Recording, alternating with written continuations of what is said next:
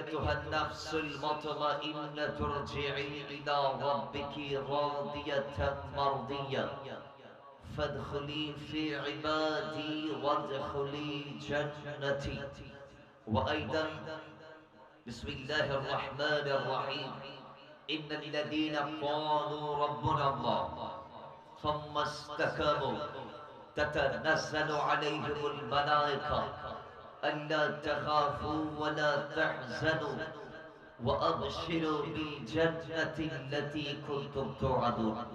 صدق الله تبارك وتعالى مولانا العظيم وصدق وبلغ رسوله النبي الحبيب الأمين المكين الكريم الرؤوف الرحيم.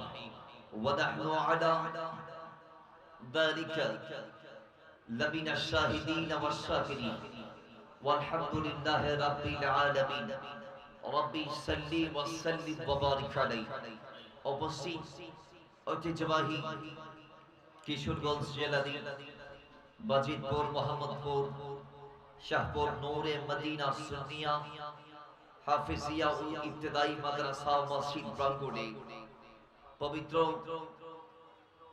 ঈদে মিলাদুন নবী সকলে একটু আওয়াজ দিয়ে পড়ি সাল্লাল্লাহু তাআলা আলাইহি ওয়াসাল্লাম উদযাপন উপলক্ষে মুহাম্মদপুর আহলে সুন্নাত ওয়াল জামাত যুব সমাজের উদ্যোগে ১৬তম বার্ষিক ইসলামী সুন্নি মহাসম্মেলনের সম্মানিত সভাপতি জনাব নূর মোহাম্মদ সাহেব, সহসভাপতি জনাব মোহাম্মদ আব্দুল কুদ্দুস সাহেব, দিগরাজগিরি মাহফিলের সম্মানিত প্রধান অতিথি, আন্তর্জাতিক খ্যাতি সম্পন্ন ইসলামিক স্কলার, সুন্নি জামাতের আইডল, বিশেষ করে ফাইজিয়া দরবার শরীফের সম্মানিত সাজ্জাদানুশীন,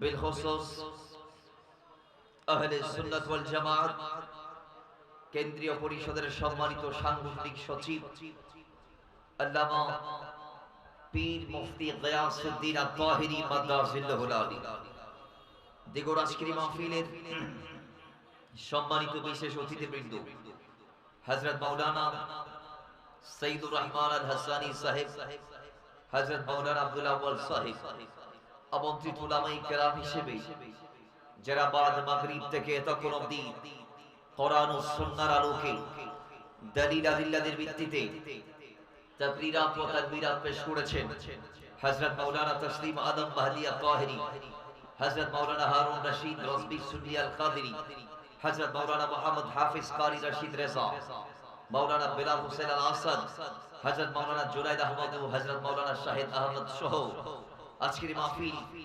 পরিচালনায় যারা নাম লিখছি অত্র শাহপুর নূরে মদিনা সুন্নিয়া হাফিজিয়া ইবতেদায়ী মাদ্রাসার সম্মানিত প্রধান শিক্ষক হাফিজ মাওলানা মুহাম্মদ আতাউর রহমান মাহদী সাহেব সহ উপস্থিত আজকের মাহফিলে আমন্ত্রিত মঞ্চ ভূমিষ্ঠ হযরত উলামায়ে কেরাম, অতিথি আল-ইজম, বিশেষ করে আমার সামনে বসা যাদের গালের দাড়ি সাদা হয়েছে সেই আমার সরদার মুরব্বিয়ান ইজম, বিলখুসুস যারা আজকের মাহফিলকে একেবারে কানায় কানায় পরিপূর্ণতা দিয়েছে, যারা আমাদের আগামী ভবিষ্যৎ জাতির হাল ধরবেন, জাতির কর্ণধার হয়ে এই সুন্নিয়াতের ময়দানে তাদের গোটা জিন্দেগিকে কোরবান করবেন, সেই আমাদের যুবক ভাইয়েরা অধিকর আজকের মাহফিলে বিভিন্ন সাইডে ফাঁকে ফাঁকে বসা সেই আমাদের মাসুম জাদুমণিরা,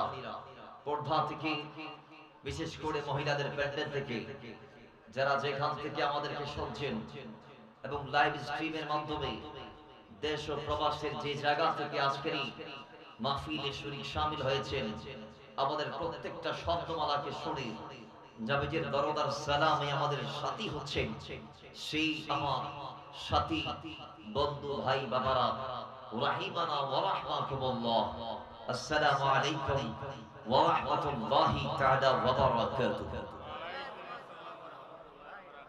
বাজিতপুরবাসী আপনারা কেমন আছেন? তো আওয়াজ দিয়ে বলেন কেমন আছেন? যে আল্লাহ আমাদেরকে ভালো রেখেছেন, দীর্ঘ 1 বছর পরে যে রব্বে কারীম আমাদেরকে আবার ওই কি মাঠে মাহফিল স্থলে এক করেছেন, দয়া নবীর খুশবু নেওয়ার তৌফিক দান করেছেন, নিজের জিন্দেগিকে আমলের মাধ্যমে দরস করার তৌফিক দিয়েছেন। জীবন পরিবর্তনের বছরের শেষে যেই আল্লাহ আরো একটি সুযোগ দিয়েছেন, আসুন আমরা মাহফিলের প্রারম্ভে ওনার তারিফ করি, পড়ি আলহামদুলিল্লাহ। বাজিতপুরের মানুষ মনে হয় আলহামদুলিল্লাহ জানেন, একটু জবান খুলে পড়ি আলহামদুলিল্লাহ, আর একটু জোরে পড়ি আলহামদুলিল্লাহ, ঈমানি আওয়াজে পড়ি আলহামদুলিল্লাহ। বলুন, আমরা যখন নিয়ামতের কদর করি শুকর আদায়ের মাধ্যমে, তখন শুকর আদায়ের পরে নিয়ামত বাড়িয়ে দেয় কে? আল্লাহ। লা ইন শাকারতুম লাআযীদান্নাকুম। যখন আমরা নিয়ামত পেয়ে শুকর আদা করব তখন নিয়ামত বাড়বে। নিয়ামত আল্লাহ নিয়ামত বাড়ায় নেওয়ার তৌফিক দান করুন। রবের কদমে সুজুদ করবেন, রুকু করবেন, আল্লাহর হামদ ও সানা খানি বর্ণনা করবেন। এই জিন্দেগির কোনো গ্যারান্টি নাই। চেষ্টা করবেন হাঁটতে, চলতে, উঠতে, ফিরতে, জীবনটাকে গুটি গুটি আল্লাহর তাসবিহ তাহলিলের মাধ্যমে একটু গোছার করতে চেষ্টা করবেন, হাঁটতে, বসতে, চলতে, ফিরতে, আকার উপর দরুদ সালামের হাদিয়াটা প্রদান করতে। কারণ আপনি আপনার প্রত্যেকটা দানকে, সদকাকে, রুকুকে, সিজদাকে, নামাজকে, রোজাকে, হজকে, যাকাতকে মুমিন হিসেবে আপনার গোটা জিন্দেগীর প্রত্যেকটা ক্ষণের আমাল যদি আপনি আপনার রবের দরবারে মকবুল বা মঞ্জুর করাইতে চান, তাহলে দরুদে পাকের কোনো বিকল্প নাই। কথা বলেন ঠিক কি না? আমরা দরুদ পড়তে চাই কি চাই না? তো আওয়াজ দিয়ে বলি, চাই কি চাই না? তিনি কোন নবী যার উপর আমরা দরুদ পড়ি? তিনি আল্লাহর হাবিব। তিনি কোন নবী? তিনি বাণী ইসলাম। তিনি কোন নবী? তিনি তাজদারে মদিনা। তিনি কোন নবী? যিনি সরওয়াত ওয়ালা। তিনি কোন নবী? যিনি জলিলুল কদর। তিনি কোন নবী? যিনি খাতামুন নবিয়্যিন। তিনি কোন নবী? যিনি হাবিবুল কিবরিয়া। তিনি কোন নবী? যিনি সওয়াদুল কওয়ামিন। তিনি কোন নবী? যিনি সাকিয়ে কাউসার। তিনি কোন নবী? যিনি জাফরুল মাওলা। তিনি কোন নবী? যিনি জামানার ইমাম। তিনি কোন নবী? যিনি যালিকাল কিতাবুল লা রাইবা ফীহি বলার জন্য এসেছে। আর তিনি কোন নবী? যদি এইভাবে বলতে যাই, আমার নবী হচ্ছে রাহাতিল আশিকিন, মুরাদিল মুশতাকিন, শামসিল আরিফিন, সিরাজিস সালিকিন, মিসবাহিল মুকাররাবিন, মুহিব্বুল ফুকারাই ওয়াল গুরাবাই ওয়াল মাসাকিন, সাইয়্যিদিস সাকলাইন, নবিয়ুল হারমাইন, ইমামুল কিবলাতাইন, ওয়াসিলাতিনা ফিদ দারাইন, সাহিবে কাবা কাউসাইন, মাহবুব রাব্বিল মাশরিকাইন ওয়াল মাগরিবাইন। তিনি জাদ্দিল হাসান, তিনি জাদ্দিল হুসাইন, তিনি আবুল কাসেম, আর তার নাম মুহাম্মদুর রাসূলুল্লাহ। সবাই দরুদ পড়ি সাল্লাল্লাহু তাআলা আলাইহি ওয়াসাল্লাম। যার উপর বান্দা দরুদ পাঠ করলে বান্দার জিন্দেগিটা দামি হয়, গুনাহ মাফ হয়, রহমতের আল্লাহর পক্ষ থেকে বান্দা ভাগীদার হয়, বান্দার দরাজাত বাড়ে। সুবহানাল্লাহ জোরে বলেন। আমরা আমাদেরকে রবের দরবারে মকবুল করাইতে চাই কি চাই না? আসুন একটা ওয়াকিয়া বলি দরুদে পাকের ব্যাপারে। হাদিসে পাকে এসেছে যে আল্লাহ রাব্বুল ইজ্জত জাহান্নামকে 3000 বছর ধরে জ্বালাইলেন। কত বলেন? কয় হাজার বছর? প্রথমে 1000 বছর, পরে আরেক 1000 বছর, পরে আরেক 1000, টোটাল কয় হাজার? 3000 বছর আল্লাহ জাহান্নামকে জ্বালাইলেন। সেই জাহান্নাম নবীজি সাল্লাল্লাহু আলাইহি যখন মেরাজে গেলেন, হাদিসে যদিও 3000 বছরের কথা এসেছে, জাহান্নাম কিন্তু আজও জ্বলছে, নিজেকে প্রস্তুত করছে এবং জাহান্নামের প্রস্তুতি শেষ, এরপরও আল্লাহ জ্বালাচ্ছে। বাবারা আমার, আল্লাহর হাবিব রাহমাতাল লিল আলামিন মেরাজের রাতে আল্লাহ দেখার জন্য গেলেন। আল্লাহ আল্লাহর হাবিবকে ভালোবেসে মায়া করে দয়া করে জান্নাতটাকে ঘুরে ঘুরে দেখাইলেন, জাহান্নামটাকে ঘুরিয়ে ঘুরিয়ে দেখাইলেন। আল্লাহ নবী রাহমাতাল লিল আলামিন বলেন, আমি যখন জাহান্নামের মধ্যে গেলাম, ওই জাহান্নামের মধ্যে যাওয়ার পর আমি জাহান্নামের আওয়াজ শুনতে পাচ্ছি। জাহান্নাম বলছে, আল্লাহ আমার ভিতরে আযাব অত্যন্ত বেশি হয়ে গিয়েছে। আল্লাহ আমি এমন গভীর তপ্ত হয়েছি, সহ্যের বাইরে নিয়ন্ত্রণ হারিয়ে ফেলছি। আল্লাহ কই আমার মানুষগুলার একটু আমার ভিতরে ঢুকিয়ে দাও। সেদিন রব্বুল ইজ্জত বলেছিল, জাহান্নাম শান্ত হয়ে যাও, শান্ত হয়ে যাও। জাহান্নাম তুমি স্থির হও, শান্ত হয়ে যাও। অচিরেই আমি আল্লাহ সমস্ত জালেমদেরকে, মালাউনদেরকে, মারদুদদেরকে, কাফেরদেরকে, মুনাফিকদেরকে আমি তুমি জাহান্নামের ভিতরে নিক্ষেপ করব। জোরে বলি নাউযুবিল্লাহ। অচিরে আমি তোমার যেগুলা খাবার আছে, সেই মানুষ যেগুলা তোমার জ্বালানি হবে, তোমার ইন্ধন হবে, সেই মানুষদেরকে আমি তোমার ভিতর প্রেরণ করব। ওই জাহান্নাম থেকে বাঁচার জন্য হাদিসে পাক আসছে, রব্বে করিম যেই বান্দার উপরে একবার রহমতের দৃষ্টি দিবে, কথা বলেন কয়বার? একটু আওয়াজ দেন, কয়বার? যেই বান্দার উপর আল্লাহ একবার রহমতের নজর দিয়ে তাকাবে, সেই বান্দাকে জাহান্নামের আগুন জ্বালাইতে পারবে না। সুবহানাল্লাহ। একটু আস্তে বলি, আরো আস্তে বলি। তাহলে যার উপর আল্লাহর রহমতের একটা নজর পড়বে, তাকে জাহান্নামের আগুন জ্বালাইতে পারবে। হাদিসে পাকে এসেছে, একবার দরুদ শরীফ পাঠ করলে আল্লাহ আপনাকে 10 বার রহমতের নজর দিবে। তাহলে দরুদ সেই আমল। ইবনে ওমর বলছেন, যেই বান্দা দুনিয়াতে একবার দরুদ পাঠ করেছিল, তার ওয়াকিয়া কয়েকবার দরুদ শরীফ পাঠ করার কারণে ওই বান্দাকে তার একটি দরুদ জান্নাতি বানিয়ে দিয়েছিল। সুবহানাল্লাহ। একটু জোরে বলেন। তাহলে সেই আমল যেটা একবার পাঠ করলে আল্লাহর রহমতের নজর আপনার উপর পড়বে, গুনাহ মাফ হবে, দারাজাত বুলন্দ হবে, আল্লাহ আপনাকে নিয়ামতের সাগরে ভাসাবে, এবং সর্বোপরি আমার নবীর শাফাআত নসিব হবে, জান্নাত নসিব হবে। সুবহানাল্লাহ। জোরে বলেন। সেই দরুদ আল্লাহ আমাদেরকে বেশি বেশি পড়ার তৌফিক দান করুন। আর একটু জোরে বলি। সাথে সাথে আমরা স্মরণ করছি তাদের যারা আল্লাহর ওলি, যারা দেশে এসেছিলেন আমাদের জন্য। তাদের ঘর এই দেশে নয়, বাড়ি এই দেশে নয়, স্ত্রী এই দেশে নয়, সন্তান এই দেশে নয়, কিন্তু তাদের মধ্যে শুধুমাত্র ইসলাম প্রীতির আধিক্যতার কারণে, তাদের মধ্যে হব্বে খোদা, তাজিমে খোদা এবং হব্বে নবী, তাজিমে নবী, সুন্নতে নবী থাকার কারণে তারা তাদের আপন জনপদকে বাদ দিয়ে আমাদের এই জনপদকে বেছে নিয়েছিলেন খেদমতের জন্য। সুবহানাল্লাহ। তাদের ভিতর আছেন শাহজালাল, শাহপুরান, সিলেটের 360 আউলিয়া, চট্টগ্রামের 12 আউলিয়া সহ তামাম বাংলার জমিনে যত আল্লাহর ওলিদের কদম পড়েছে তারা। তন্মধ্যে একজন হচ্ছে হযরতে শরফুদ্দীন চিশতি রাহমাতুল্লাহ আলাইহি। সুবহানাল্লাহ। জোরে বলে।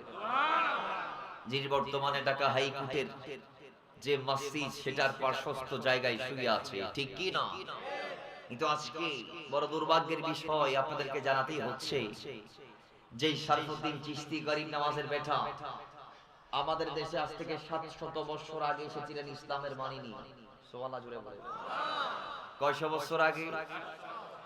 আজকে 700 বছর পরে তার মাজারকে নিয়ে ষড়যন্ত্র করা হচ্ছে, ঠিক কি না বলেন? আমাদের দেশের কিছু সুশীল বলছে, কয় ওনার মাজার নাকি হাইকোর্ট থেকে বের করে দিতে হবে। নাউজুবিল্লাহ। জুড়ে বলবেন। আমরা দেখতে পাচ্ছি যুগে যুগে কালে কালে অনেক নমরুদ ফেরাউনদের আগমন হয়েছিল। এরাও যুগে যুগে নবীদের বিরুদ্ধে, ওলিদের বিরুদ্ধে লেগেছে। মনে হয় আজকের মসনদও বড় বড় ফেরাউনরা বসে আছে। বিদায় আজকে মুসলমানদের দেশে আল্লাহর ওলিরা মাজারের মধ্যে নিরাপদ নয়। কথা বলেন ঠিক কি না? পট পরিবর্তনের পর আমরা দেখেছি যে বিভিন্ন আল্লাহর ওলিদের মাজারে হামলা হচ্ছে। গত এক সপ্তাহ আগে নারায়ণগঞ্জে মাইকে অ্যানাউন্স করে, এলান করে 4টি মাজারে আগুন দেয়া হয়েছে। 4টি। কথা বলেন ঠিক কি না? নোরাল পাগলের লাশ দাফনের 14 দিন পর কবর থেকে উঠাই জ্বালাই দেয়া হচ্ছে। কোথায় আছেন আপনি? কোন জায়গাতে আছেন? তেরে বাবার আমার হয়তো তারা বুঝছে না যে আল্লাহর ওলিদের বিরুদ্ধে তাদেরকে একদল লেলিয়ে দিয়েছে, তারা হয়তো মিসগাইড করতে চাচ্ছে এদেরকে, এটা তারা নিজেরাই বুঝতেছে না। কারণ মাথায় রাখতে হবে আজকে এই টুপি এটা এই দেশে ছিল না। তাসবিহ আছে কারো কাছে? কারো হাতে কি তাসবিহ আছে? নাই। কই তাসবিহ কই? আমারে দেন। একটা সময় তাসবিহ এই দেশে ছিল না। এদেশে আল্লাহর ওলিরা এই তাসবিহ হাতে প্রথম কদম দিয়েছিলেন। আপনি আমি ইসলামের জন্য তরবারি ধরছি, যুদ্ধ করছি, বোমা মারছি, আর আল্লাহর ওলিরা কোন বোমা নিয়ে এই দেশে আসে নাই, কোন গুলি নিয়ে আসে নাই, কোন মিসাইল নিয়ে আসে নাই, কোন কামান নিয়ে আসে নাই। তারা তাসবিহ হাতে নিয়ে এই দেশে পাগড়ি পরে টুপি মাথায় দিয়ে এসেছে। আর তাদের তাসবিহের এত পাওয়ার ছিল যে তারা আল্লাহ আল্লাহ বলে যেই জিকির করেছে, সেই জিকিরের ধ্বনি গৌর গোবিন্দদের মস্তকে গান করে দিয়েছিল। কথা বলেন ঠিক কিনা? আল্লাহু আকবার, ইয়া রাসূলুল্লাহ, গৌসে আজম দস্তগীর জিন্দাবাদ। সব গোলা নিয়ে ষড়যন্ত্র সহ্য করা যাবে, কিন্তু এই দেশে ওলি আল্লাহর এই বাংলায় ওলি আল্লাহর বিরুদ্ধে একটা শব্দ আমরা সহ্য করব না। দাস বাংলা জবাব দেওয়ার জন্য আমরা প্রস্তুত আছি। কথা বলেন। আজকের দেশ কোন দিকে যাচ্ছে আপনি জানেন? ঢাকাতে আজকে একটা রিপোর্ট দেখলাম, সরকার কর্তৃক করানো হয়েছে। সেখানে ঢাকার বড় বড় কলেজ এবং বিভিন্ন বিদ্যালয়ের বিদ্যাপীঠের সিলেবাস দেখলাম, সেখান থেকে ইসলাম শিক্ষাকে বাদ দেওয়ার চক্রান্ত চলছে। নাউজুবিল্লাহ, জোরে বলবেন না? আর একটু জোরে বলবেন না? আমরা ৯৯, আমরা ৯১% মুসলমান এই দেশে। আমাদের কিছু দাবি আছে, সরকারকে সেটা বুঝতে হবে। বরং সরকার সেটা না বুঝে আগ থেকে যেটা সিলেবাস ভুক্ত করা হয়েছিল সেটাকে বাদ দেওয়ার পায়তারা তারা করছে। কথা ঠিক কিনা বলেন? আমরা চাই দেশে আমাদের বিদ্যাপীঠ গোলাতে মুসলিম নারীদের জন্য আলাদা করে পর্দার সহিত পড়ালেখার পাঠদানের ব্যবস্থা করা হোক। সেটা আপনারা চান কি চান না? হাত তুলে বলি চাই কি চাই না? আজকে ইউনিভার্সিটির গোলার দিকে আপনি তাকাইলে দেখবেন আমাদের নারীদেরকে উত্ত্যক্ত করা হচ্ছে। ঢাকা ইউনিভার্সিটির মতো বাংলার এই অক্সফোর্ডে আমার দেশের নারীকে হিজাব খুলতে বাধ্য করা হচ্ছে। কথা ঠিক কি না? পর্দা করে গেলে তার ছাতা কেড়ে নেওয়া হচ্ছে। কথা ঠিক কি না বলেন?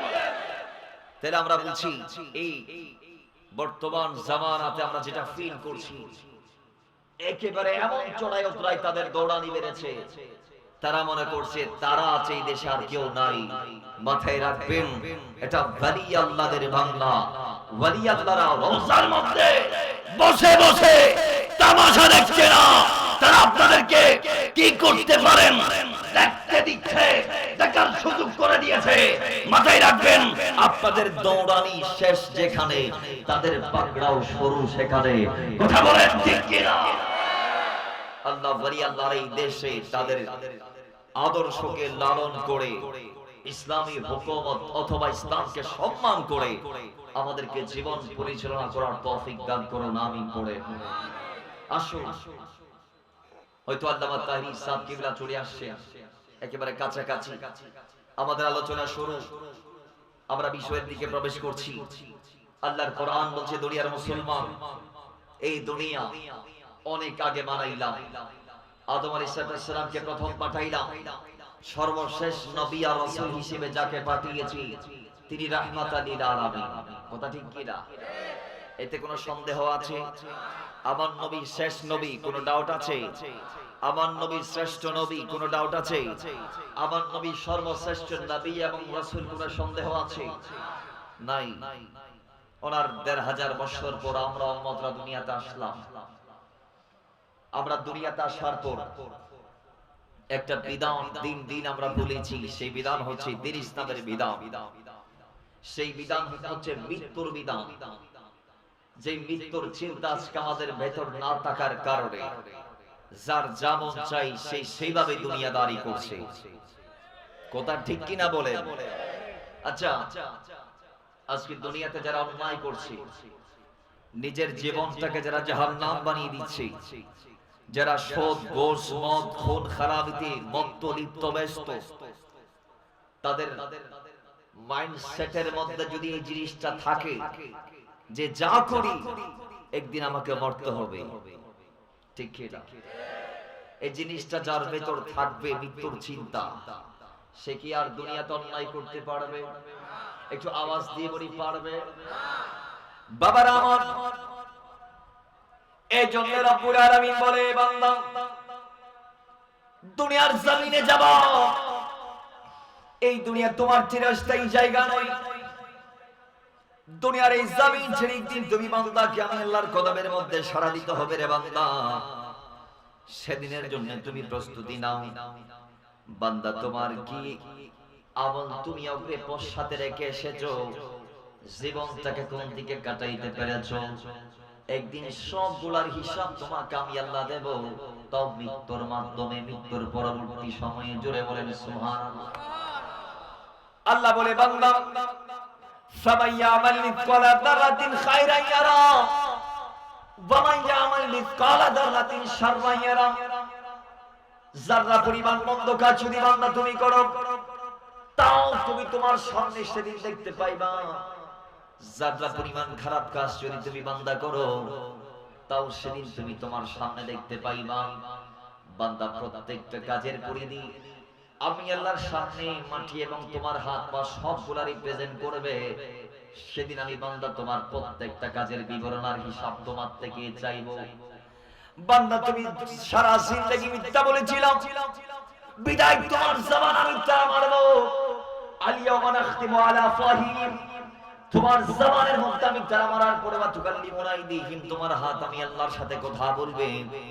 ওয়া তাশহাদু আরজুলুহুম, তোমার পা আমার দরবারে সাক্ষ্য দিবে তোমার বিরুদ্ধে। বিমা কানু ইয়াকসিবুন, বান্দা তুমি জমিনের মধ্যে জমা করে পাই পাই করে জাররা জাররা করে যা যা করেছো, একদিন আমি আল্লাহর সামনে তোমার হাত আর পা সবগুলা। জোরে বলি, বাঁচার কোন সিস্টেম? আল্লাহ আরো বলছেন, বান্দা মৃত্যু তোমাকে ঘেরাও করবে একদিন, পাকড়াও করবে একদিন। মৃত্যু থেকে বাঁচার সিস্টেমটা আমি রাখি নাই। আমি আল্লাহ চিরন্তন সত্য বলে যে বিধানকে তোমাদের প্রতি পাঠাইলাম, সেটা হচ্ছে মৃত্যুর বিধান। কুল্লু নাফসিন যায়কাতুল মাউত, যার ভিতর প্রাণ আছে মৃত্যুবরণ তাকে একদিন করতেই হবে। বাঁচার কোন অপশন আল্লাহ, জোরে বলি, বাঁচার কোন অপশন আল্লাহ রাখে না। বাবারা আমার, আরেক আয়াতের মধ্যে আল্লাহ বলেন, এই আমার বান্দারা যে মৃত্যুর থেকে তোমরা দূরে দূরে থাকতে চাও, কুল ইয়া রাসূলুল্লাহ, আপনি বলে দিন, ইন্নাল মাউতা নিশ্চয় মৃত্যু, আল্লাযী তাফিরুনা মিনহু, যে মৃত্যু থেকে তোমরা বাঁচতে চাও, দূরে থাকতে চাও, সেই মৃত্যু ফাইন্নাহু মুলাকিকুম, একদিন তোমাদের পাকড়াও করবে। মৃত্যু একদিন তোমাদের সামনে চলে আসবে, মৃত্যুর থেকে তোমরা চাইলেও বাঁচতে পারবে না। এই মৃত্যু চিরন্তন সত্য যেদিন তোমাদের সম্মুখ হাজির হয়ে যাবে, বান্দা আর এক সেকেন্ড সামনে আসতে পারবে না, একটা সেকেন্ড পিছনেও কাটাইতে পারবে না। যেই জায়গায় আছো বান্দা, সেই জায়গায় মৃত্যুর স্বাদ তোমাকে আস্বাদন করে আমার দরবারে ফিরতে হবে। জোরে বলেন সুবহানাল্লাহ। কিভাবে আল্লাহ আরো বলছেন, ওয়ালিকুল্লি উম্মাতিন আজা, আমি যা বানাইছি মিয়াদ দিদি বানাইছি, মিয়াদ ছাড়া আল্লাহ কিছু বানায়, তার মানে লিমিটেশন দিয়েছেন। আমাদের সমাজে বিভিন্ন প্রোডাক্ট আমরা খাই, গায়ের মধ্যে রেট লেখা আছে, ডেট লেখা আছে, এক্সপায়ার ডেট লেখা আছে। মনে করেন বানানো হয়েছে এই মাসের এই তারিখ, ডেট এক্সপায়ার হবে 4 মাস পরে, 3 মাস পরে, 1 সপ্তাহ পরে, পাউরুটিতে 3 দিন, রসমালাই 3 দিন, ঠিক কি না? তাহলে একটা ডেট আছে না নাই? আল্লাহ কয়, আমি মানুষও বানাইলাম, নির্দিষ্ট ডেট দিলাম, মেয়াদ দিলাম। তো যখন মেয়াদ ফিরাপ হবে, ফাইদা জাআ আজালুহুম, যখন ডেট ফিল আপ হবে লা ইস্তাখিরুনা সাআতাম ওয়া লা ইস্তাকদিমুন, না একবার পেছনে মারা যাবে তখন, না একবার সামনে মারা যাবে তখন। যেই জায়গায় বান্দা আছে, বান্দাকে সেই জায়গায় ইন্তেকালটা করতে হবে, আমার দরবারে ফিরতে হবে। কারণ ও বান্দা, আমি আল্লাহ তোমাকে যে নির্দিষ্ট হায়াত দিয়েছি, সেই হায়াতের গন্ডি তুমি ভোগ করে ফেলেছো, সেই হায়াতের ওয়াজিব তোমার শেষ হয়ে গিয়েছে, সেই হায়াতের রশনি তোমার শেষ হয়ে গিয়েছে, সেই হায়াতের রশি তোমার শেষ হয়ে গিয়েছে। লিমিট যখন ক্রস করে ফেলেছো, দুনিয়াতে আর থাকা যাবে না। একটা কদম সামনেও আর মারতে পারবে না, একটা কদম পেছনেও আর মারতে পারবে না। বিদায় মৃত্যুর টাইমে আমরা দেখি বান্দা দোকানে থাকলে দোকানে ইন্তেকাল করে, বাজারে থাকলে বাজারে ইন্তেকাল করে, মসজিদে থাকলে মসজিদে ইন্তেকাল করে, রুকুতে থাকলে রুকুতে ইন্তেকাল করে, দণ্ডায়মান থাকলে দণ্ডায়মান অবস্থায় ইন্তেকাল করে, সাজদার মধ্যে থাকলে সাজদা অবস্থায় ইন্তেকাল করে। এক কথাই আল্লাহ বলে লা ইস্তাখিরুনা সাআতাম ওয়া লা ইস্তাকদিমুন। ওই চিরন্তন সত্য মৃত্যুর দিন যখন তোমার সম্মুখে হাজির হয়ে যাবে, যখন মৃত্যুর পর্দা তোমার সামনে উন্মুক্ত হয়ে যাবে, তখন আমি আল্লাহ যে বিস্তীর্ণ পৃথিবী বানাইলাম, নিয়ামত দিয়ে সাজাইলাম, তোমাকে ভোগ করার জন্য দুনিয়াতে পাঠাইলাম, সেই পৃথিবী আর তোমাকে একটা সেকেন্ড তো রাখবে না। তোমাকে আমি আল্লাহর দরবারে সাড়া দিতে হবে। জোরে বলেন সুবহানাল্লাহ। একটা তাকবীর দেন আল্লামা তাহেরি সাকিবুল্লাহ। নারে তাকবীর, আল্লাহু আকবার, নারে রিসালাত, আহলে সুন্নাত ওয়াল জামাত, তাহির হুজুরের আগমন, আল্লামা পীর মুফতি গিয়াসউদ্দিন তাহির হুজুরের আগমন, মোহাম্মদ বাশির পক্ষ হতে, আজকের মাহফিলের পক্ষ হতে নারে তাকবীর। আলহামদুলিল্লাহ, আমাদের মাঝে আজকের মাহফিলের প্রধান অতিথি হযরত মাওলানা পীর মুফতি গিয়াসউদ্দিন তাহিরি হুজুর সাহেব উপস্থিত হতে, সবাই বলি আলহামদুলিল্লাহ। तुम मोहब्बत जिक्र करे अल्लाहुम्मा सल्ली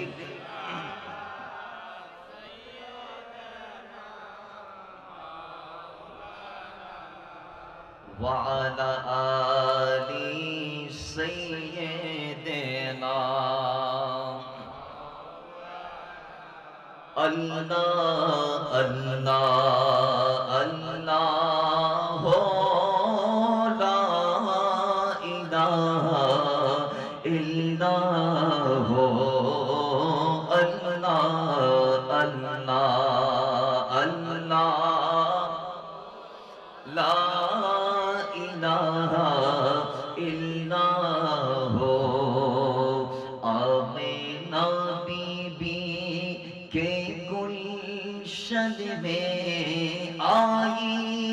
ताजा बहारा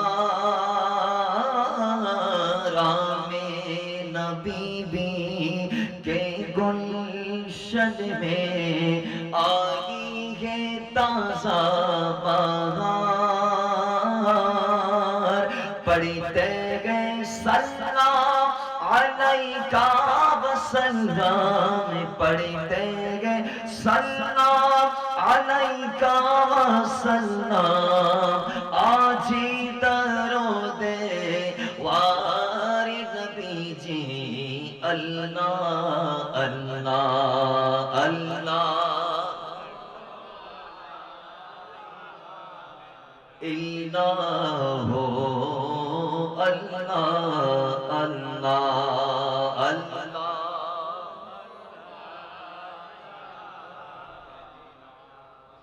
अरे आमीन माईद, যারা উর্দু বোঝে না তাদের জন্য বাংলা আছে।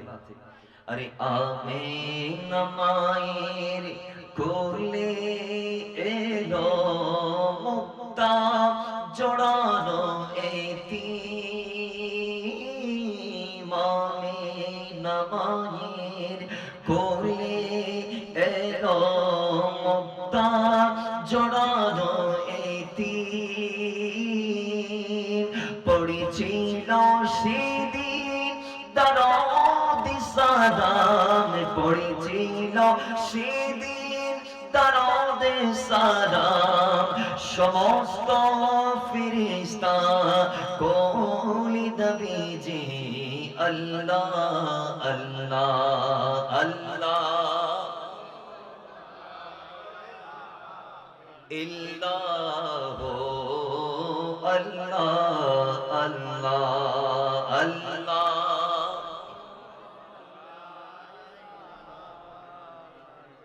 তেরে বাবারা দুনিয়াতে থাকা যাবে? এটা আওয়াজ দিয়ে বলি থাকা যাবে? আরেকটু ব্যাখ্যা। আল্লাহ বলছেন বান্দা হয়তো দুনিয়াতে যাওয়ার পর আমি তোমাদেরকে নিয়ামত দিব, তোমরা নিয়ামত প্রাপ্ত হবা, কিন্তু ভুলে যেও না মৃত্যু অবধারিত আছে। কেন? মৃত্যু এমন একটি চিরন্তন সত্য যেটা থেকে কেউ দূরে থাকতে চাইলেও বাঁচতে পারবে। বাবারা আমার আল্লাহ বলেন আইনা তাকুনু ইউদরিকুমুল মাউত। এই বান্দা মৃত্যু থেকে যদি তুমি বাঁচার জন্য সুরক্ষিত একটি দুর্গ যদি তুমি বানিয়ে ফেলো, কিন্তু বাঁচতে পারবা না। বাসার সিস্টেম আমি রাখি নাই। ওয়ালাউ কুনতুম ফি বুরুজিন মুশাইয়াদা। আল্লাহ ডাক দিয়ে বলে বান্দা ওয়ালাউ কুনতুম ফি বুরুজিন মুশাইয়াদা, সুরক্ষিত দুর্গ বানিয়ে যদি সেখানে তুমি প্রস্থান করতে চেষ্টা করো, সেই জায়গার মধ্যে জীবন থেকে যাব সিদ্ধান্ত নিয়ে যদি তুমি তোমার কাজ করো, তারপর বান্দা তুমি পারবা না। কারণ মৃত্যু নামক যেটা আমি আল্লাহ বানিয়েছি সেটার সম্মুখ আমি তোমাকে করাবো। আজ না হয় কাল, কাল না হয় পরশু না হয় পরের দিন, 1 মাস না হয় 2 মাস না হয় 1 বছর 20 বছর, মৃত্যুর টাইম যখন তোমার হয়ে যাবে, বান্দা সুরক্ষিত ঘর তুমি বান্দারে দুনিয়া তার বাঁচিয়ে রাখতে পারবে না। জোরে বলি সুবহানাল্লাহ। মাইকেল জ্যাকসন সবাই চিনি, অক্সিজেনের বিছানায় ঘুমাইতেন। গত করোনাতে আমাদের যিনি মারা গেলেন চট্টগ্রামের শিল্পপতি এসা আলম, আপনারা বাস দেখেন নাই? এসা আলমের ভাই, মাসুদ সাহেবের ভাই, উনি মারা গিয়েছে অক্সিজেনের অভাবে। কি এর অভাব? অক্সিজেনের। যাদের জ্বর হলে সিঙ্গাপুর গিয়ে তারা জ্বরের ট্রিটমেন্ট করতেন, সেই বান্দা অক্সিজেনের অভাবে মারা গেছে।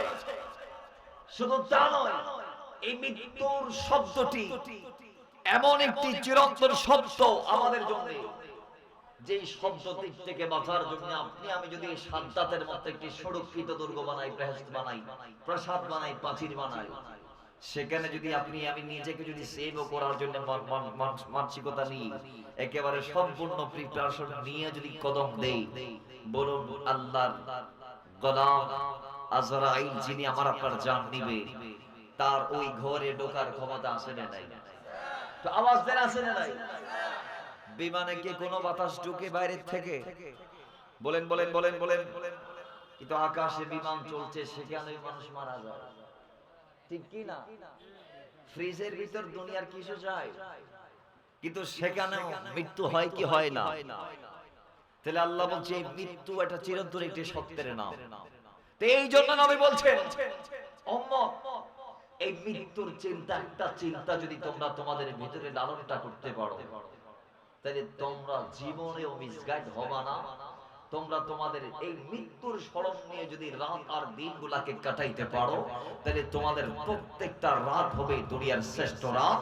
কারণ আপনি যদি সত্যিকারের অর্থে মৃত্যুর চিন্তা আপনার মাথায় রাখতে পারেন, তাহলে আপনি আপনার দিনের প্রত্যেকটা ফজরকে মনে করবেন এটা আজকের শেষ ফজর। আপনি আপনার জিন্দেগির প্রত্যেকটা জোহরকে মনে করবেন এটা আমার জিন্দেগির শেষ জোহর। আপনি আপনার প্রত্যেকটা দিনের আসরকে মনে করবেন এটা আমার জিন্দেগির শেষ আসর। আপনি আপনার জিন্দেগির প্রতিদিনের মাগরিবকে মনে করবেন এটা আমার জিন্দেগির শেষ মাগরিব।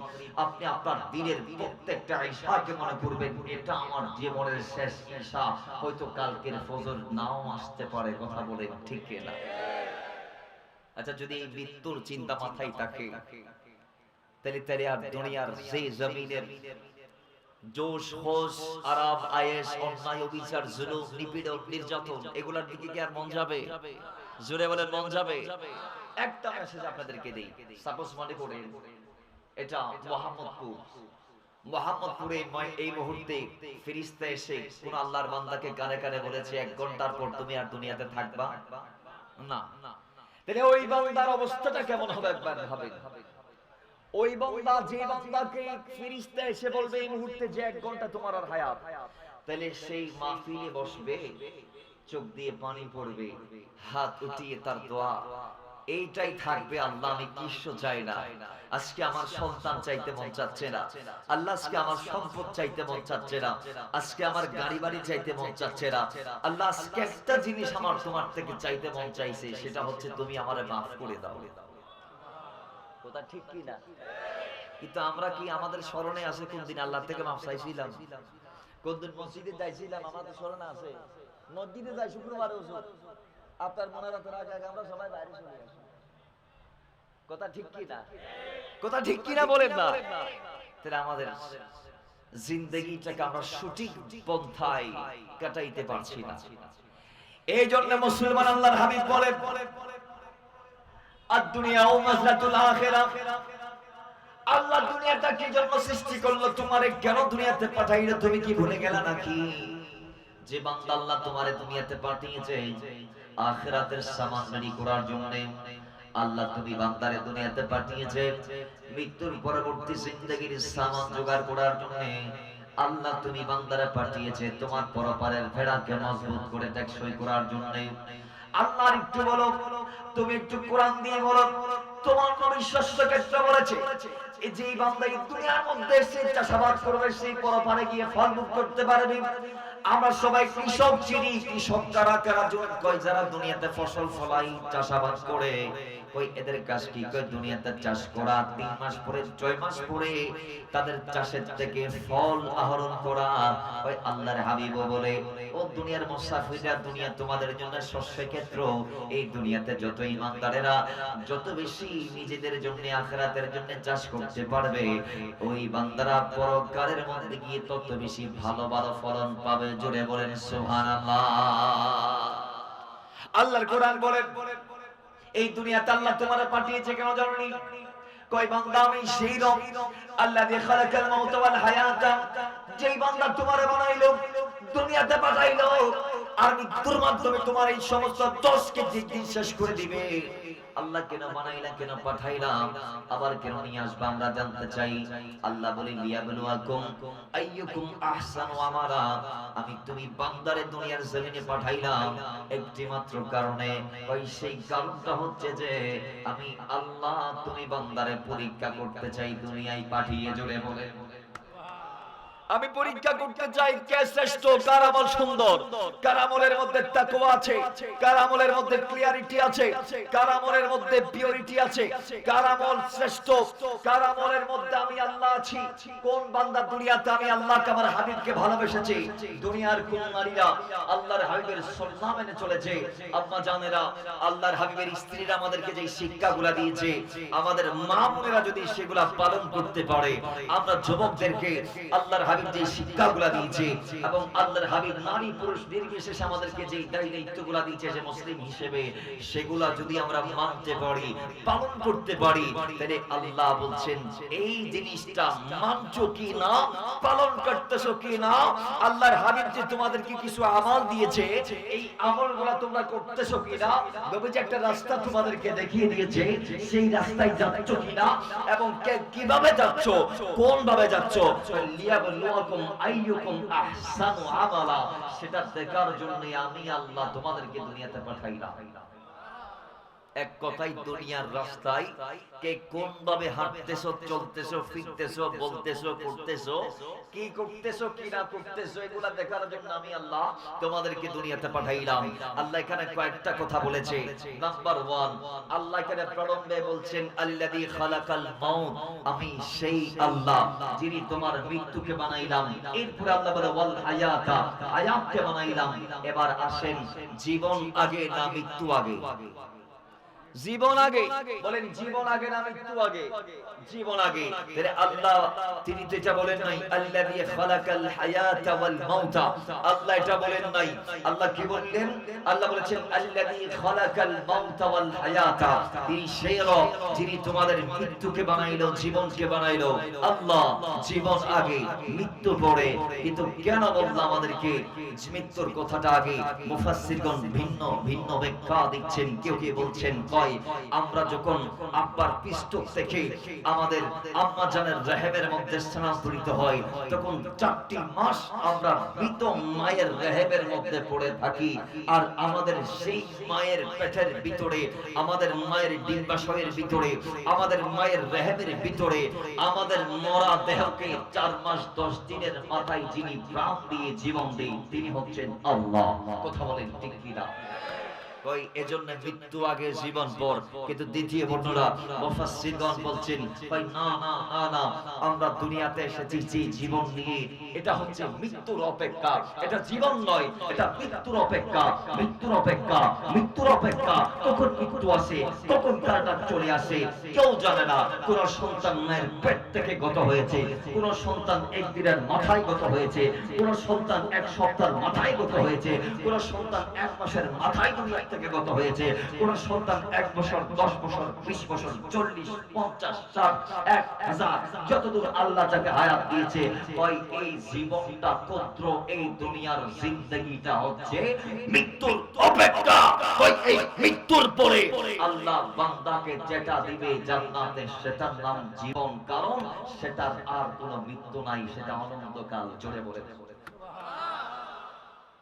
জান্নাতীদেরকে কি আর মৃত্যু দিবে আল্লাহ? একটু আওয়াজ দেন, জান্নাতীদের কি মৃত্যু আছে? হাদিসে পাক আসছে আল্লাহ যখন জান্নাতীদেরকে জান্নাত দিবে, জাহান্নামীদেরকে জাহান্নাম দিবে, তখন আল্লাহ মৃত্যুকে ডাকবে এদিকে আয়। কারণ জাহান্নামীরা এই চিন্তায় থাকবে হয়তো আবার মৃত্যু হবে আমাদের, আর এবং মৃত্যুর পরে আমরা ভালো কাজটা করি, আমরা জান্নাতে চলে যাব। আর জাহান্নামী এদের দাবি ছিল এটা, জান্নাতীদের দাবি হচ্ছে কোন আমাদের এই নিয়ামত মৃত্যুর মাধ্যমে আমার শেষ হবে কিনা। তো এরাও চিন্তা করবে, ওরাও চিন্তা করবে, একদিকে জাহান্নামীদের টেনশন আর একদিকে জান্নাতীদের টেনশন। এই দুই শ্রেণীর ব্যক্তিদের টেনশন আল্লাহ দূর করবে মৃত্যুকে জান্নাত এবং জাহান্নামের মাঝখানে ফেলে জবাইয়ের মাধ্যমে। জোরে বলেন সুবহানাল্লাহ। আল্লাহ মৃত্যুকে ডেকে হাদিস পাকে এসেছে সেদিন জান্নাতীদেরকে জান্নাতে দেওয়ার পরে, জাহান্নামীদেরকে জাহান্নামে দেওয়ার পরে আল্লাহ মৃত্যুকে জবাই করবেন এবং বলবেন হে জান্নাতীরা, তোমাদেরকে আর মৃত্যু গ্রাস করবে না, পাকড়াও করবে না, এবং তোমরা আদি অনন্তকাল এখানেই থাকবা। আর হে জাহান্নামীরা, তোমরা আদিকাল এখানেই থাকবা। একটু জোরে বলেন নাউজুবিল্লাহ। হাদিসে পাকে এসেছে তখন জান্নাতীদের আনন্দের আর কোনো সীমা থাকবে না, জাহান্নামীদের দুর্ভোগের আর কোনো সীমা থাকবে না। তার মানে এটা বলার পর জাহান্নামীদের কষ্ট বেড়ে যাবে, জান্নাতীদের আনন্দ বেড়ে যাবে। সুবহানাল্লাহ জোরে বলবেন না? আর একটু জোরে বলেন না সুবহানাল্লাহ। তাহলে আল্লাহ বলছে এই জন্য আমি আল্লাহ কোরআনে পাকের মধ্যে বলেছি আল্লাযী খালাকাল মাউতা, মৃত্যু, ওয়াল হায়াত, হায়াত, এগুলাকে আমি বানাইলাম কেন? কয় আল্লাহ কেন বানাইলা? কয় লিয়াবলুয়াকুম আইয়ুকুম আহসানু আমালা, আমি তোমাদেরকে পরীক্ষা করতে চাই কর্মের মধ্যে কে সেরা। আচ্ছা দুনিয়াতে মিস্ত্রি আছে না নাই? এই মসজিদটা কে বানাইছে? একটা মিস্ত্রি বানাইছে। কে বানাইছে? আপনাদের দিকে কি মিস্ত্রি বলেন না মেস্তুরি বলেন? মেস্তুরি। কি কোন? কি কোন? মেস্তুরি। আচ্ছা মেস্তুরি এই কিশোরগঞ্জের, বাজিতপুরের, এই মোহাম্মদপুরে কম না বেশি? কথা বলেন, কম না বেশি? আর একটু জোরে, কম না বেশি? আপনারা তন্মধ্যে এই মসজিদটা কাকে বানাইতে দিয়েছেন? যখন এলাকার মানুষরা পরামর্শের জন্য একটা সভা করেছে, তখন সবাই বলতেছে অমুকের কাজ সুন্দর, তাকে দাও। ঠিক কিনা বলেন? একটু জোরে বলুন ঠিক কিনা? অমুকের কাজ সুন্দর, তাকে মেস্তুরি। সবাই কাজ সবাই করে, মসজিদ সবাই বানায়, বাড়িঘর সবাই বানায়, কিন্তু আপনি আপনার ফার্নিচার বানাইতে দেন তাকে যে সুন্দর কাজ করে, আপনি আপনার বাড়ি বানাইতে দেন তাকে যে সুন্দর কাজ করে। আল্লাহ সুবহানাহু ওয়া তাআলা বলছেন বান্দা, আমি আল্লাহ তুমি বান্দারে দুনিয়াতে বানিয়ে পাঠাইলাম একটি কারণে, আমিও তোমার কাজ দেখতে চাই, তোমার কাজ দেখতে চাই। শুধু বাড়িঘর নির্মাণ করা, মসজিদ মাদ্রাসা খানকা নির্মাণ করা, আর মুস্তাশফায়ে মাআরিফ নির্মাণ করা, বাড়ি বাড়ি বানানো ইত্যাদি ইত্যাদি ইত্যাদি টাকার পাহাড় করা, এগুলা তোমার দায়িত্ব নয়। শুধু আমি এই দায়িত্বগুলা তোমার কাঁধে বর্তাইনি, বরং আমি তোমারে দুনিয়াতে পাঠিয়েছি তোমার কাজ দেখার জন্য, তোমার আমল দেখার জন্য। আমি আল্লাহ তোমাকে পাঠিয়েছি লিয়াবলুয়াকুম আইয়ুকুম আহসানু আমালা। সিজদা কয় হাজার দিয়েছো এটা দেখবো না, সিজদা কিভাবে দিয়েছো সেটা দেখবো। সিজদা কয় লক্ষ দিয়েছো সেটা দেখবো না, সিজদা কিভাবে দিচ্ছো সেটা দেখবো। সিজদাটা দিচ্ছো কি আমি আল্লাহর জন্য নাকি মানুষদের জন্য? ফালইয়াবুদু রাব্ব হাযাল বাইত আল্লাযী আত'আমাহুম মিন জু'ইন ওয়া আমানাহুম মিন খাউফ। কি ইবাদত কি আমি আল্লাহর জন্য করছো এটা আমি দেখবো। যেই আল্লাহ আমাকে আপনাকে ক্ষুধার্ত অবস্থায় খাদ্য দেয়, দুর্দশার সময় দিশা দেয়, সুবহানাল্লাহ জুড়ে বলেন। তাহলে আল্লাহ বলছেন সেটা আমি দেখবো। আর আপনি যদি ওই আল্লাহর জন্য আপনার কাজগুলো না করতে পারেন, অন্যজনকে দেখানোর জন্য যদি করেন, তাহলে আল্লাহ বলছেন ফাওয়াইলুল লিল মুসাল্লিন আল্লাযীনা হুম আন সালাতিহিম সাহুন আল্লাযীনা হুম ইউরাউন ওয়া ইয়ামনাউনাল মাউন। আল্লাহ বলছেন ও দুনিয়ার ঈমানদার মুসলমান শোনো, কয় আমি আল্লাহর জন্য তোমার নামাজ যদি না হয়, তোমার নামাজটা যদি হয় বান্দার জন্য, বান্দাকে দেখানোর জন্য, লোকে তোমাকে ভালো বলবে, লোকে তোমাকে সৎ বলবে, এই জন্য যদি তোমার নামাজ হয়, তাহলে সেই নামাজ তোমাকে জাহান্নামে নিয়ে যাওয়ার কারণ হবে। কারণ আমি আল্লাহ বলেছি ফাওয়াইলুল লিল মুসাল্লিন, মুসাল্লিরা জাহান্নামী। আল্লাহ কেন? কয় আল্লাযীনা হুম ইউরাউন, যারা লোক দেখানোর জন্য নামাজ পড়েছে তাদের নামাজ তাদেরকে টানতে টানতে জাহান্নামে নিয়ে জোরে বলি নাউযুবিল্লাহ। তাহলে আপনার কাজ, আপনার আমল, সেটা একমাত্র হতে হবে কার জন্য? একটু আওয়াজ দিয়ে বলেন কার জন্য? বলেন এবার আমরা হৃদয় থেকে যা করব আল্লাহর জন্য করব। আমরা রাজি আছি কি নাই? একটু আওয়াজ দিয়ে বলি আছি কি নাই? কিন্তু সমাজে আজকে এটা আমরা মুখ দিয়ে বললাম অন্তর থেকে করতে পারি না। একা শেখ বলছেন হাল্লাকা সিররান ইনদাল্লাহ, তোমার কি এমন জিনিস আছে যেটা তোমার আল্লাহর জন্য তুমি করেছো, বাইনাকা আনতা ওয়া বাইনাল্লাহ, যেটা তুমি এবং তোমার খোদা ছাড়া আর কেউ জানে না। হাল্লাকা সাদকা তানতাখফা, তোমার কি এমন 1 টাকার দান আছে যে দানটা তুমি গোপনে করেছো, বাইনাকা আনতা ওয়া বাইনাল্লাহ, যেটা তুমি এবং তোমার রব ছাড়া আর কেউ জানে না।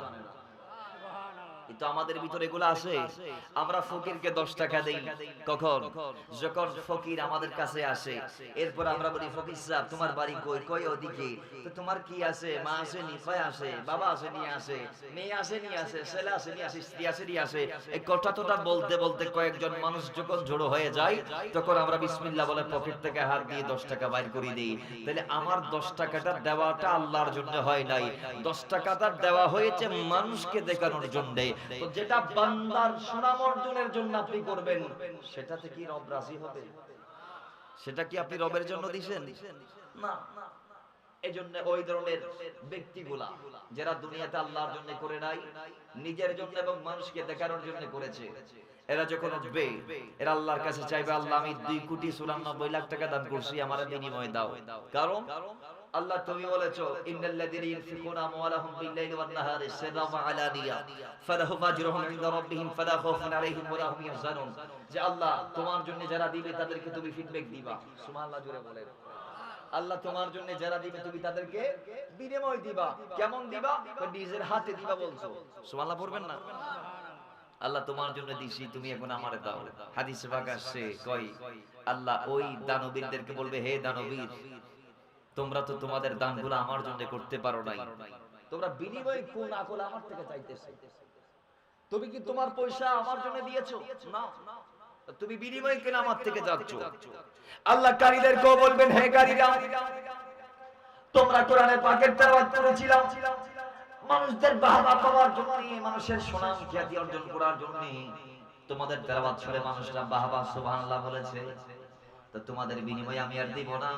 তোমরা আমার জন্য কোরআন তেলাওয়াত দুনিয়ার জমিনে যেহেতু করতে পারো নাই, সেহেতু বিনিময়টাও আমি আল্লাহর পক্ষ থেকে তোমাদেরকে দেওয়া হবে না।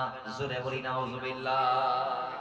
এইভাবে প্রত্যেকটা আমল যারা আমরা করি, আমরা যদি আল্লাহর জন্য না করে বান্দার জন্য করি, মনে করেন বান্দা আমারে ভালো বলবে, এখানে আমি টাকা 500 টাকা একজন ব্যক্তিরে দিলাম, 1000 টাকা একজন ব্যক্তিরে দিলাম, মানুষদেরকে দেখাই দেখাই দিলাম, নিয়তের মধ্যে আছে মানুষের সুনাম অর্জন করা, নিয়তে আছে মানুষের সুনাম অর্জন করা। তাহলে বাস আল্লাহ বলবে যাদের সুনাম অর্জন করার জন্য টাকা দিয়েছিলা, সেই টাকা দেওয়ার পর পরে তারা বলেছে সুবহানাল্লাহ, সাকাওয়াত 1000 টাকা দিয়েছে, অনেক বড় অন্তর তো হয়ে গেছে তো বিনিময়। এই বিনিময় কি আর আল্লাহ দিবে? জোরে বলো না, বিনিময় কি আল্লাহ দিবে? এই জন্য আমাদের প্রত্যেকটা কদম আল্লাহর ওলিদের মতই ফলাতে হবে। আল্লাহর ওলিরা কেমন ভাবে কদম ফালিয়েছে, কেমন ভাবে কদম তুলিয়েছে, আল্লাহর ওলিরা প্রত্যেকটা জমিনে কদম দেওয়ার আগে ভেবেছে যে আমি কদম দিচ্ছি একমাত্র রেজায়ে খোদার জন্য, আমি একমাত্র কদমটা তুলছি আল্লাহর জন্য, আমি আজকে খাচ্ছি আল্লাহর জন্য। যদি তারা কোনোদিন না কেউ উপোস থেকেছে তাও তাদের রবের জন্য। কথা বলেন ঠিক কিনা? আওয়াজ দিয়ে বলেন ঠিক কিনা? তো আমরাও তাদের আদর্শিত হতে চাই কি চাই না? তো আওয়াজ দিয়ে বলি চাই কি চাই না? আল্লাহ কবুল করো, আমিন বলেন। তুমি মহব্বতে দরুদ পড়ি, আল্লাহুম্মা সাল্লি মাওলানা মুহাম্মাদ ওয়া আলা আলি সাইয়্যিদিনা ইয়াসিনি তাহা তোমার লকব জানি, ইয়াসিনি তাহা তোমার লকব জানি, নাম মুহাম্মদ মোর প্রেমেরি রাজধানী, নাম মুহাম্মদ মোর প্রেমেরি রাজধানী, ইয়াসিনি তাহা তোমার লকব জানি, ইয়াসিনি তাহা তোমার লকব জানি, নাম মুহাম্মদ মোর প্রেমেরি রাজধানী, নাম মুহাম্মদ মোর প্রেমেরি রাজধানী। যে নূরি জ্বলল রাবিউল আউয়ালে, আজীবনে উম্মতি গেল বনে, আজীবনে উম্মতি গেল বনে, সে নূরি দেখে অবাক চাঁদ আসমানি, সে নূরি দেখে অবাক চাঁদ আসমানি, নাম মুহাম্মদ মোর প্রেমেরি রাজধানী, নাম মুহাম্মদ মোর প্রেমেরি রাজধানী। ধরা ইয়াসরিবের মূল্য ছিল না, নবী পরশে সোনার মাদিনা, আরে কথা চুমুকে পাক কদমে নূরানি, চুমুকে পাক কদমে নূরানি, নাম মুহাম্মদ মোর প্রেমেরি রাজধানী, নাম মুহাম্মদ মোর প্রেমেরি রাজধানী, ইয়াসিনি তাহা তোমার লকব জানি, ওয়া আলা আলি সাইয়্যিদিনা। বাবার আমার বয়সে জানবি কামলিওয়ালা নবী রাহমাতুল লিল আলামিন আমাদেরকে 63 বছর শিখিয়েছেন মৃত্যুর কথা। আল্লাহর হাবিব আজকের দিনটাকে আগামী কালকের দিনের জন্য আল্লাহ নবী প্রস্তুত করে রাখতে বলেছিলেন।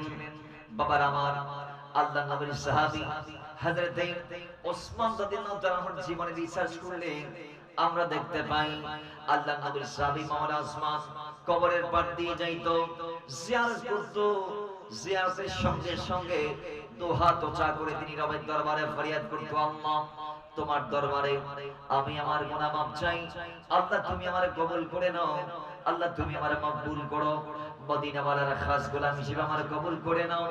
আল্লাহর নবীর সাহাবী এমন ভাবে কাঁদতো, আল্লাহর নবীর সাহাবায়ে কেরাম বাকিরা বলছেন যে ওসমান কবরের পারে দাঁড়িয়ে এত বেশি কান্না করত যে কাঁদতে কাঁদতে তার সাদা দাড়িগুলা চোখের পানিতে ভিজে যাইতো। জোরে বলে চোখের পানিতে তার দাড়ি ভিজতো। এখন সাহাবা একরাম একদিন প্রশ্ন করে দিয়েছে, হুজুর আল্লাহর নবীর কদমে আপনিও বসেছেন, আমরা সবাই বসেছি।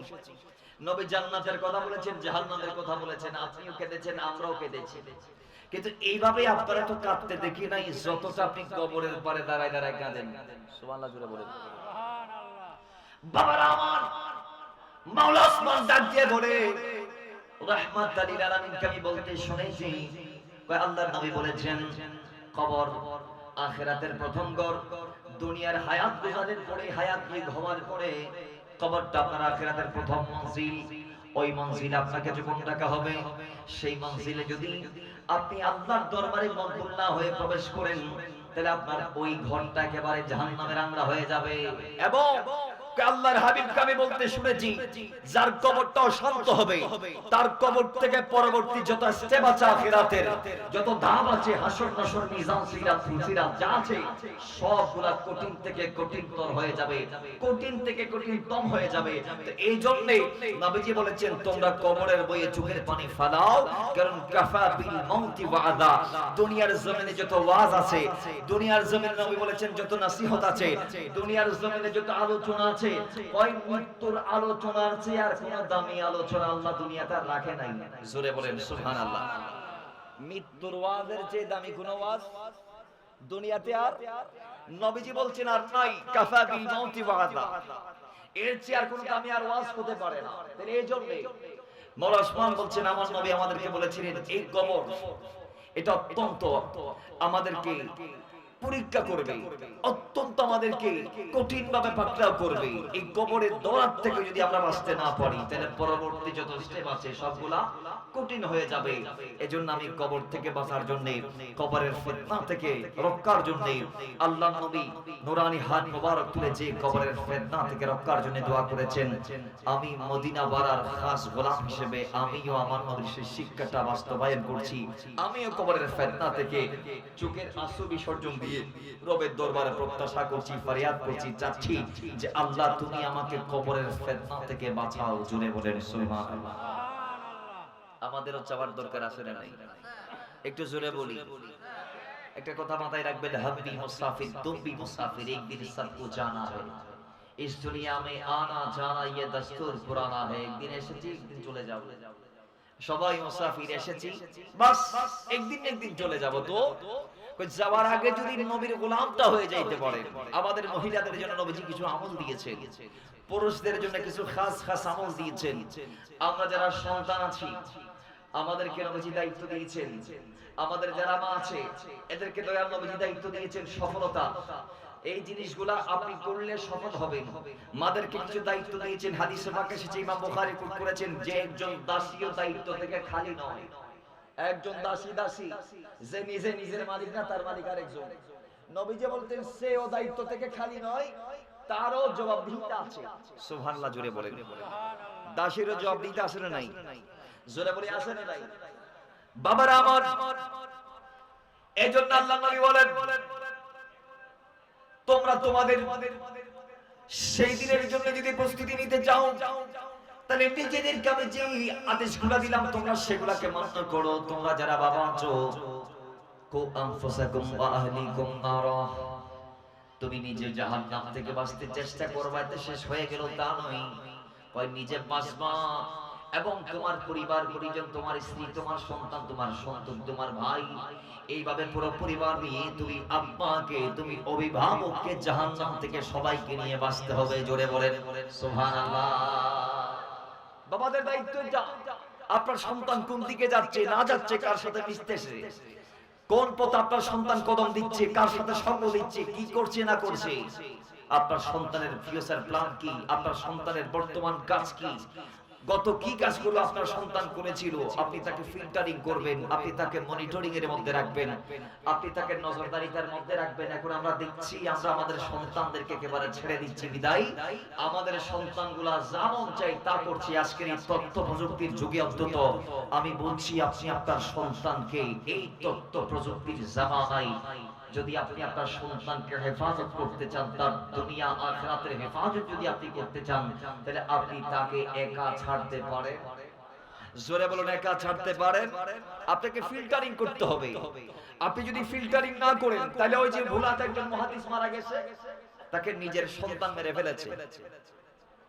তার নিজের ছেলে রেদওয়ান 17 বছরের ছেলে, সেই সন্তান যেদিন প্রথম দুনিয়াতে এসেছিল তার আম্মা বলছেন তার আব্বা নিয়ত করেছিল, মানত করেছিল 100 রাকাত নফল নামাজ পড়ার। তো আব্বা জান ছেলে সন্তান হওয়ার কারণে টানা 100 রাকাত নফল নামাজ আদায় করেছিল। তাহলে সেরকম মুহাদ্দিস সাহেবের ছেলে মাদ্রাসায় পড়ে নিজের বাপেরে দারাজ থেকে ছুরি অনলাইনে অর্ডার করে মেরে দিয়েছে। কথা ঠিক কি না?